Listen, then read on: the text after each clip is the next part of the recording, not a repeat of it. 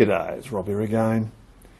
Well, recently I reviewed this little belt sander blender from Vivor, and it was pretty damn good. I was mightily impressed.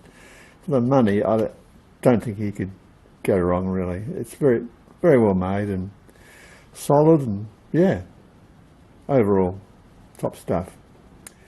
Now, there's only one thing about it that annoyed me, and that was I had to adjust the drive belt. There's the belt in there, it's a V belt. And when you do that, it's awkward because you've got to undo 4 bolts. There's 2 that normally go in there and 2 up the back. And you've got to slide this motor out. And there's no way to actually hold it while you're doing the nuts up. It's tricky. You know, on some setups, like air compressors and that, they have a bolt which pushes against the plate and puts tension on the belt so you can adjust it up precisely. This hasn't got anything like that, and I don't think any of the others have either. So I'm going to do a simple mod to it, and I'll show you what I'm going to do. I've taken these bolts out, and you can see I've drilled a hole here. Okay, I'll come in on the hole. Now I've bent some 5mm rod and put a little hook on it and a notch in the end of it, and I've threaded one end. That's just 5mm galvanised. That will go in the hole like that. You can see where this is heading. I'll put a metal plate on the end here with a hole in it, a nut. Bingo. That'll just pull the motor outwards once you loosen the bolts off. Keep everything pretty much in line and bolt it up, and belt should be nicely tensioned. I mean, that's all it really wants. And so now the next step will be make up a metal plate to go on here with a hole in it, paint it black, and bolt it on, and job done. Pretty simple really. But yeah, it was awkward, you know, to try and put, say, a piece of wood up the back between the motor and the mount. You could crush the wiring, or, you know, to lever on it. Not a good idea. You're better off to do something like this where you can purchase it and pull the whole thing out. So, alright, I'll get on with it. Now, when you pull the motor forward from the central position, what's going to happen is, as the belt gets tighter, that's going to act as a pivot point, and so that as you're pulling it this way, this side's going to swing around this way. So to stop that happening, we're going to put a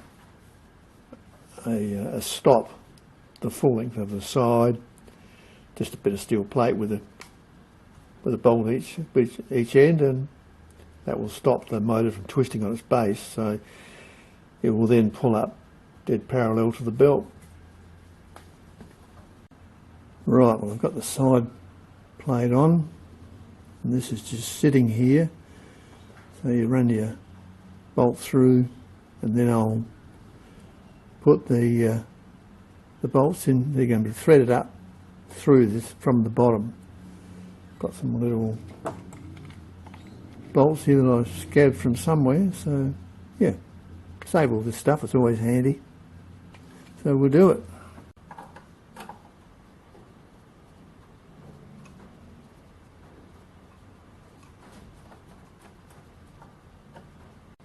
Now, while I was doing this, the washers which were on the bottom, I've taken them off and put them under the head on the top, so they fit better that way. Otherwise the nut's just on the slot. And I just put some ordinary black washers I had on here, so it's made a nice neat job of it. It's all come up pretty well. It certainly pulled the belt up beautifully. You can see here where I've got the washers, and that's a lot better. So that's the finished product now. It just pulled up magnificently. So yeah, side brace there, well, guide. And I just used a bit of right angle here. Originally I did think about having a flat plate on the front coming right up, but doing it this way, you've still got plenty of room for adjustment, and it gets the end of the bolt back, so you're not going to jag yourself on it. makes a nice neat job, and it is stronger, I think, doing it this way.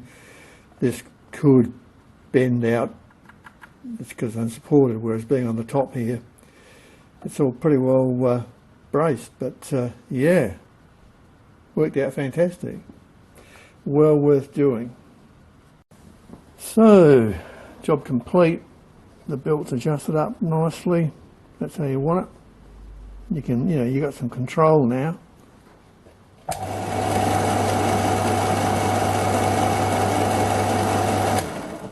It's good. That's how you want it. Perfecto. So there you go. That's a pretty useful mod, I think. Definitely makes it a lot easier, way easier and better to adjust the tension up. I mean, that's really good now, perfect. And yeah, pretty neat job, I think.